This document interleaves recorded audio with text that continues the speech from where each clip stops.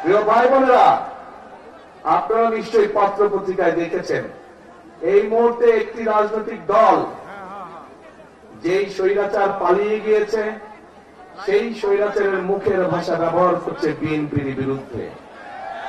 সেই স্বৈরাচার যেভাবে বলতো তাদেরই ভাষা ব্যবহার করছে বিএনপি। তাদের বক্তব্য যে দুর্নীতিতে বলে চ্যাম্পিয়ন ছিল। আমার প্রশ্ন 2001 থেকে 2006 সাল পর্যন্ত তাদেরও তো দুজন সদস্য বিএনপির সরকারে ছিল না? ছিল। তো বিএনপি যদি অতই খারাপ হয় তাহলে ওই দুই ব্যক্তি কেন পদত্যাগ করে চলে আসেনি? এই জন্য পদত্যাগ করে তারা আসেনি। তারা সরকার ছিল এবং তারা ভালো করেই জানতো যে খালেদা জিয়া কঠোর হস্তে দুর্নীতি দমন করছে, এবং যেই দলটি এখন এই কথা বলছে তাদের যেই দুই সদস্য বিএনপি সরকারের অংশ ছিল তারা ভালো করেই জানতেন যে খালেদা জিয়া দুর্নীতিকে প্রশ্রয় দেয় না, এবং সব ধরনের আন্তর্জাতিক পরিসংখ্যান বলে খালেদা জিয়ার সময় যে স্বৈরাচার পালিয়ে গেছে তার সময় দেশ দুর্নীতিতে নিম্ন গতিতে ছিল, এবং খালেদা জিয়া যখন 2001 সালে দেশ পরিচালনার দায়িত্ব পায় তখন ধীরে ধীরে বাংলাদেশ দুর্নীতির কারাগার থেকে বের হতে শুরু করলো।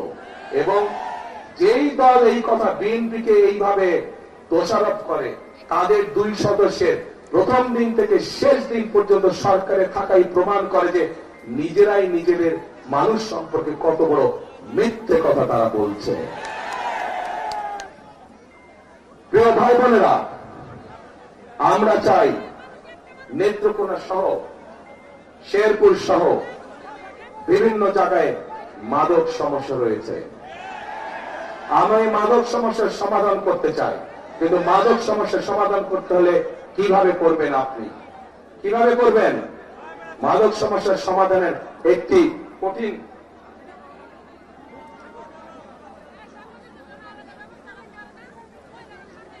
মাদক সমস্যার সমাধান করতে হলে আমাদেরকে সেই তরুণদের সেই যুবকদের কর্মসংস্থানের ব্যবস্থা করতে হবে। মানুষের যখন কাজ থাকবে, কর্ম থাকবে, চাকরি বাকরি থাকবে, ব্যবসা বাণিজ্য কম বেশি থাকবে, তখন মানুষ এইগুলোর মধ্যে যাবে না। আমরা সেই পরিবেশ তৈরি করতে চাই।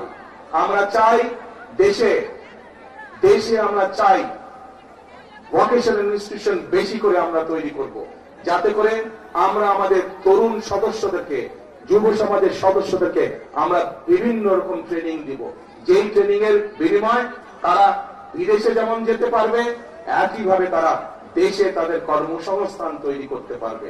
যারা আইটিতে কাজ করে তাদের জন্য বিভিন্ন রকম আমরা আইটি ট্রেনিং এর ব্যবস্থার পরিকল্পনা গ্রহণ করেছি, যাতে যারা আইটিতে কাজ করে তারা ঘরে বসে তাদের আয় রুজি কামাই রোজগার বাড়াতে পারবে। প্রিয় ভাই বোনেরা, এই যে 4 জেলার ভাই বোনেরা আজকে আপনারা এই মিটিং এ উপস্থিত হয়েছেন, এই এলাকার আরেকটি বড় সমস্যা হচ্ছে মানুষের চিকিৎসা সমস্যা। ঠিক, আমরা ময়মনসিংহ সহ আশেপাশের জেলাগুলোতে যেই 4 জেলার ভাই বোনেরা আজকে উপস্থিত হয়েছেন, এখানে যেরকম আমরা জেলা হসপিটালগুলোকে আরো বড় করতে চাই, একইভাবে আমরা হেলথ কেয়ারের অ্যাপয়েন্ট করতে চাই। হেলথ কেয়ারের, আপনারা পল্লী চিকিৎসকের কথা শুনেছেন? পল্লী চিকিৎসক শহীদ জিয়ার সময় ছিল, যারা গ্রামে গ্রামে ঘরে ঘরে মানুষকে গিয়ে চিকিৎসা দিত, ছোটখাটো রোগ বলে অসুখ বিসুখ তারা সেখানে চিকিৎসা দিত। আমরা ঠিক একইভাবে বিশেষ করে যে মা বোনেরা আছেন তাদের চিকিৎসার অনেক সমস্যা হয়। শিশুরা এবং মা বোনদের অনেক সময় তারা হাসপাতালে যেতে পারে না। আমরা চাই এই মা বোনদেরকে সুচিকিৎসা দেওয়ার জন্য। আমরা চাই মা বোনেরা সহ শিশুরা যেন ঘরে বসে চিকিৎসা পেতে পারে, ছোটখাটো অসুখ বিসুখের চিকিৎসা যাতে তারা সেই সেবা যাতে, সেই জন্যই আমরা চিকিৎসা ব্যবস্থাকে উন্নত করতে চাই। চিকিৎসা ব্যবস্থা আমরা হেলথ কেয়ারার নিযুক্ত করার মাধ্যমে চিকিৎসা ব্যবস্থা আমরা তাদের ঘরে ঘরে পৌঁছে দিতে চাই। প্রিয় ভাই বোনেরা, এই ময়মনসিংহ জেলা একটি অন্যতম কৃষি প্রধান এলাকা। অন্যতম কৃষি প্রধান এলাকা। আমাদের এখানে একসময় অনেক খাল বিল ছিল, ছিল না আগে? এই খাল বিলগুলো সব ভরাট হয়ে গিয়েছে। এই খালগুলোকে আমরা পুনর্খনন করতে চাই, এই খালগুলোকে আমরা পুনর্খনন করতে চাই আবার। এখন এই খাল পুনর্খনন করার জন্য কে কে কোদাল হাতে নেবেন? সারা জেলা খাল পুনর্খনন কে কে কোদাল হাতে নেবেন? আমি কিন্তু থাকবো সেদিন আপনাদের সাথে, ঠিক তো? ইনশাআল্লাহ। তাহলে আমরা খাল খনন করব।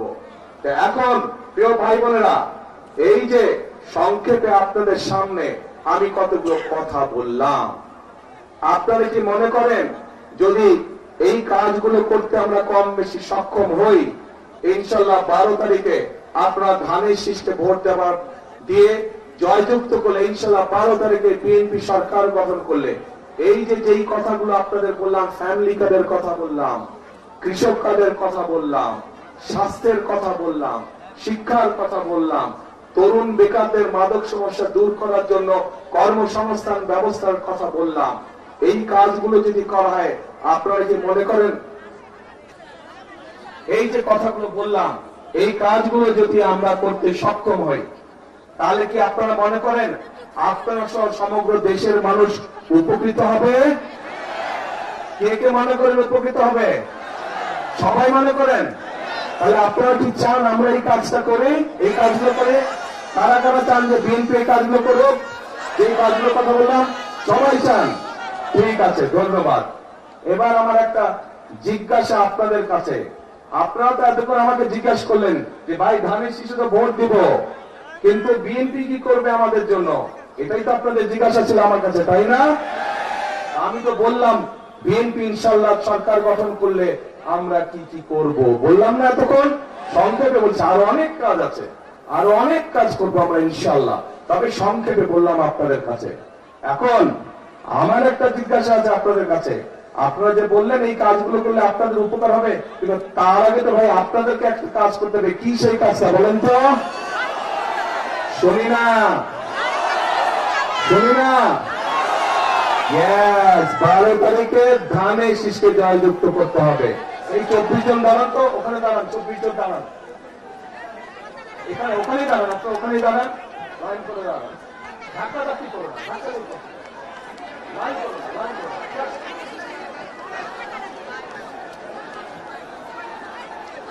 এই যে আপনাদের সামনে 24 জন ব্যক্তি দাঁড়িয়েছে, 24 জন মানুষ দাঁড়িয়েছে, প্রত্যেকের হাতে দেখেন ধানের শীষ, দেখছেন?